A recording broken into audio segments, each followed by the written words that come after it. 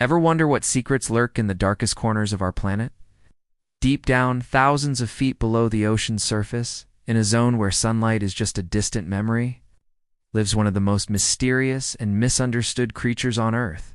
It's not a true squid, nor is it a vampire, but it carries a name that sparks the imagination: the vampire squid. Today, we're diving into the abyssal plain to uncover the truth about this incredible animal, Vampiroteuthis infernalis, which literally translates to the vampire squid from hell. But as you'll soon see, this creature is far more fascinating than its terrifying name suggests.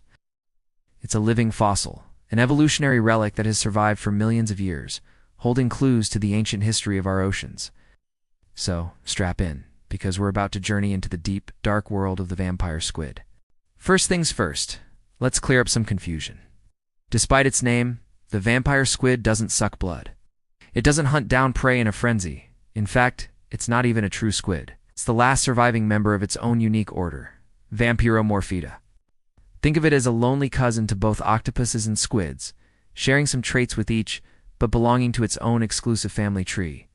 It's a true biological enigma.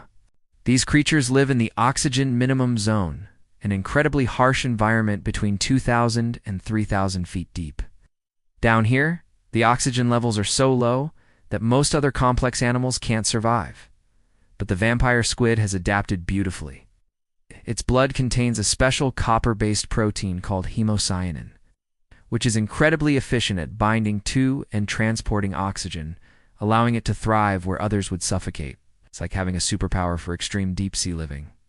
So what does this vampire look like? Imagine a creature about the size of a football, has a gelatinous black or reddish body, and its most striking feature is its eyes. Relative to its body size, the vampire squid has the largest eyes of any animal on the planet. They can be up to an inch in diameter, appearing as huge, ghostly blue or red orbs that help it detect the faintest glimmers of bioluminescent light in the pitch-black darkness. And then there's its famous cape. The vampire squid has 8 arms. Just like an octopus, but they're connected by a web of skin that looks like a dark, flowing cloak. When threatened, it doesn't just ink and swim away like a normal squid. Instead, it pulls this webbed cape up and over its body, completely enveloping itself in a protective shield. It's a defensive posture called the pineapple defense, because it makes the squid look like, well, a spiky pineapple. Now, about those vampire fangs. Inside its webbed arms, the vampire squid has rows of soft, fleshy spines called cirri. While they might look intimidating, they're not for attacking. They're soft and harmless. The real purpose of these structures and the creature's unique feeding strategy was a mystery for decades. Scientists used to think it was a fierce predator, but the truth is far more peculiar. The vampire squid is a detritivore, a deep-sea recycler. It doesn't hunt live prey. Instead, it feeds on marine snow. Marine snow is a gentle shower of organic material that drifts down from the upper layers of the ocean. It's made up of dead plankton, fecal pellets, and other miscellaneous bits of organic waste. To us, it sounds disgusting.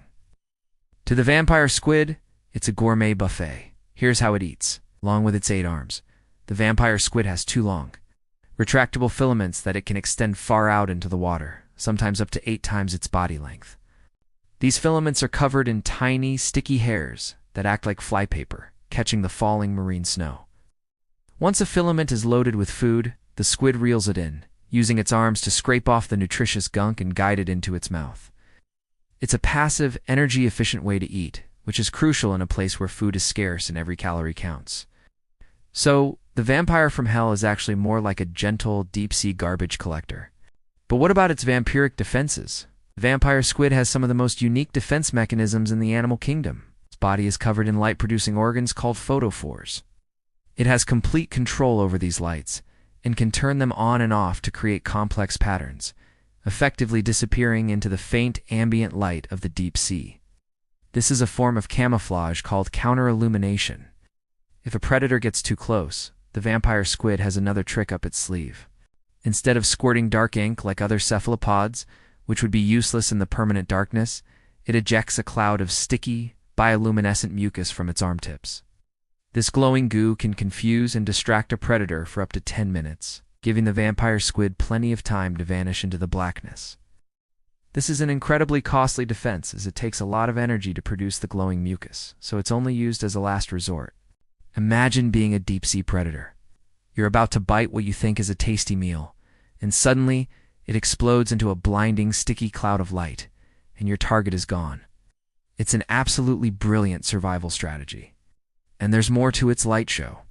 The vampire squid can also flash the light organs at the tips of its arms, possibly to mimic the eyes of a larger creature and startle a potential threat.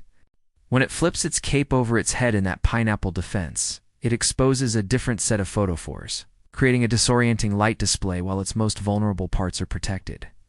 It's a master of illusion and misdirection. Reproduction for these solitary creatures is also a slow and steady affair, perfectly suited to their low-energy lifestyle. Unlike many squids and octopuses that reproduce once in a spectacular, fatal event, the female vampire squid is a multiple spawner. She can store sperm from a male for long periods and lay eggs multiple times throughout her life. This strategy makes sense in an environment where finding a mate is a rare and random event.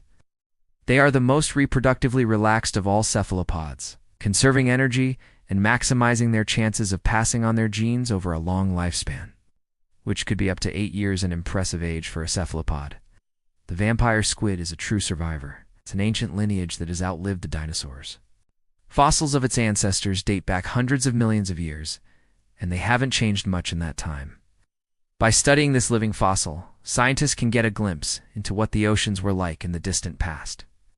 It's a time capsule that has been floating in the deep for eons. Its existence in the oxygen minimum zone also makes it a valuable indicator for climate change. As ocean temperatures rise, these oxygen zones are expanding. By understanding how the vampire squid survives and thrives in these conditions, scientists can better predict how other marine ecosystems might change in the future. So, the next time you hear the name vampire squid from hell, remember the real story. It's not a monster, but a marvel of evolution. A gentle, glowing creature that dines on sea snow, wears a cloak of darkness, and dances with light in the deepest, most unforgiving parts of our world.